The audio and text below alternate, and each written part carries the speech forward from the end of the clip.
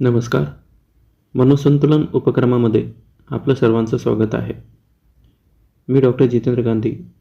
आज आपल्यासमोर बऱ्याचदा आपल्याला असं म्हटलं जातं की सध्या सर्वांच्याच आयुष्यात ताणतणाव वाढलेला आहे.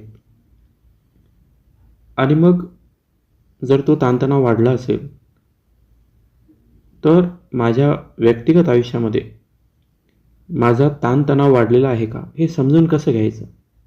अशी काय काय लक्षणं असतील की ज्यामुळे मला हे कळेल की माझ्या व्यक्तिगत आयुष्यामध्ये मी ताणतणावात आहे.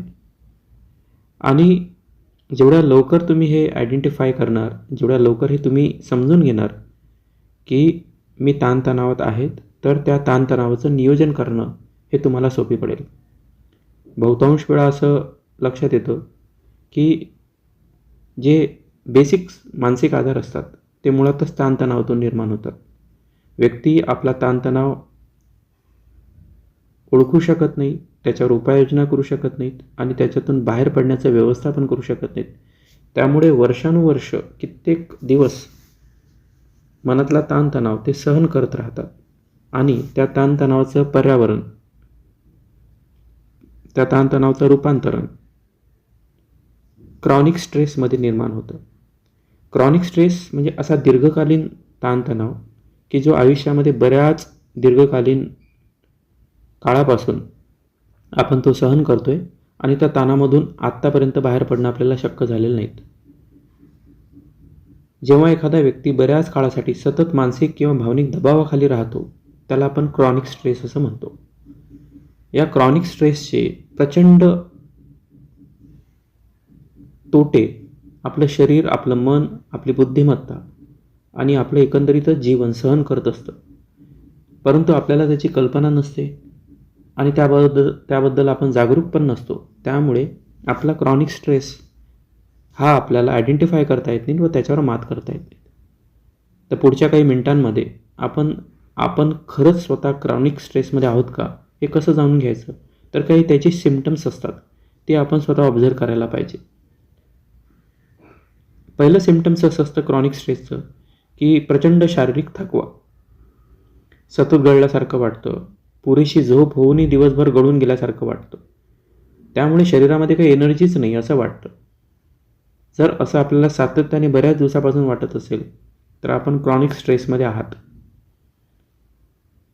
दुसरं एक सिम्पटम्स आहे की सततची डोकेदुखी किंवा अंगदुखी, सतत डोके जड होणे, मानेचे किंवा पाठीचे स्नायू आखडणे आणि सातत्याने आपल्या शरीरामध्ये कुठे पायामध्ये गोळे येणं किंवा सततचं अंग दुखणं.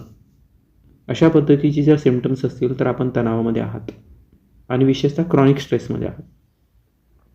पोटाचे काही विकार असतील, अपचन असेल, गॅस असेल, ॲसिडिटी असेल, बद्धकोष्ठता असेल, पोट साफ न होणं, अशा पद्धतीची दीर्घकालीन जर समस्या आपल्याला असेल तर कदाचित आपण क्रॉनिक स्ट्रेसमधून प्रवास करीत आहात हे लक्षात घेणं गरजेचं आहे. वारंवार आजारी पडणं, प्रतिकारशक्ती कमकुवत असल्यामुळे सतत सर्दी, खासी, खोकला आणि वेगवेगळे इन्फेक्शन होत राहणं, असं जर सातत्याने होत असेल तर आपण स्वतः क्रॉनिक स्ट्रेसमध्ये आहोत का याची आपण चाचपणी करायला पाहिजे. दुसरे जे महत्त्वाचे सिम्पटम्स आहेत ते इमोशनल सिम्पटम्स आपण ज्याला म्हणतो. छोट्या छोट्या गोष्टींवर चिडचिड होणे किंवा राग होणे, लगेच राग येणे आणि आपल्या स्वतःवरच्या भावनांचा ताबा सुटणं असं होत असेल तर आपण क्रॉनिक स्ट्रेसमध्ये आहात. सतत चिंता वाटत राहते, काहीतरी वाईट होईल, काहीतरी वाईट घडेल अशी अनामक भीती जर आपल्याला वाटत राहते तर सुद्धा तुम्ही भावनिकरित्या क्रॉनिक स्ट्रेसमध्ये असण्याची शक्यता नाकारता येत नाही. सतत उदास वाटणे, निराश वाटणे, जीवनातील एकंदरीतच आनंद निघून गेला आहे व एकाकीपणा वाटणं हे सुद्धा तुम्ही क्रॉनिक स्ट्रेसमध्ये असल्याचं दर्शवते. घरच्यांनी छोटीशी एक साधी गोष्ट काही विचारली तर अचानक आपण चिडचिड करायला लागतो, ओरडायला लागतो, चिडायला लागतो, याचा अर्थ तुम्ही क्रॉनिक स्ट्रेसमध्ये आहात. अजून महत्त्वाची जी लक्षणं आहेत क्रॉनिक स्ट्रेसची ती आहे की कुठल्याही एका गोष्टींमध्ये लक्ष केंद्रित न होणे, कोणत्याही कामात मन न लागणे आणि कामामध्ये सातत्याने छोट्या मोठ्या चुका होणे, छोटे छोटे निर्णय न घेता येणं, साधे निर्णय सुद्धा आपल्याला गोंधळात टाकत असतील तर आपण अतिशय क्रॉनिक स्ट्रेसमध्ये आहोत असं म्हणायला हरकत नाही. विसरभोळेपणा वाढणं, महत्त्वाच्या गोष्टी, तारखा, वस्तू विसरणं असं जर होत असेल तुम्ही क्रॉनिक स्ट्रेसमध्ये असण्याची शक्यता आहे. कामाच्या ठिकाणी साधी एखादी फाईल आपण कुठे ठेवली ही 2-3 दिवसा अगोदरची घटना जर आपल्याला आठवत नसेल तर आपण ताणतणावामध्ये आहोत हे जाणून घेणं अपेक्षित आहेत. अजून जे महत्त्वाचे बदल आहेत की झोपेच्या समस्या निर्माण होतात. रात्री उशिरापर्यंत झोप न येणं किंवा मध्यरात्री अचानक झोप मोड होणं. खाण्यापिण्याच्या सवयी बदलतात. एकतर खूप खावंसं वाटतं किंवा बिलकुल खावंसं वाटत नाहीत. असं जर काही असेल तरीसुद्धा आपण ताणतणावात आहोत याची आपण काळजी घ्यायला पाहिजे. लोकांपासून सतत दूर राहावंसं वाटतं, कोणासोबतही मिसळावंसं वाटत नाही, किंबहुना कुटुंबातल्या लोकांशी सुद्धा बोलावंसं वाटत नाही. असं जर होत असेल तर आपण ताणतणावात आहोत हे स्पष्ट होत आहे. व्यसनहीनता हळूहळू सुरुवात होते.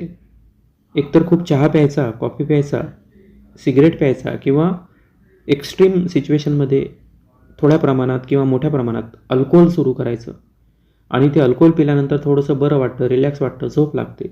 थोडासा काही वेळ आपण आपल्या या ताणातून बाहेर पडल्यासारखं जाणवतं आणि परत ते संपल्यानंतर परत क्रॉनिक स्ट्रेसचे तेच सर्व सिम्पटम्स अनुभवायचे असं पण सुरुवात होतं. रात्रभर विचार करत राहणे आणि माझ्यासोबत काहीतरी चुकीचं घडेल, वाईट घडेल किंवा विनाकारण आकस्मिक भीतीखाली राहणं ही सुद्धा क्रॉनिक स्ट्रेसची लक्षणं असू शकते. त्यामुळे ही लक्षणं जर तुमच्याशी संबंधित असतील तर त्याचं निरीक्षण करून लवकरात लवकर योग्य ती मदत मिळवा. क्रॉनिक स्ट्रेसला हद्दपार करणं ही आत्ताच्या काळाची खूप गरज झालेली आहेत.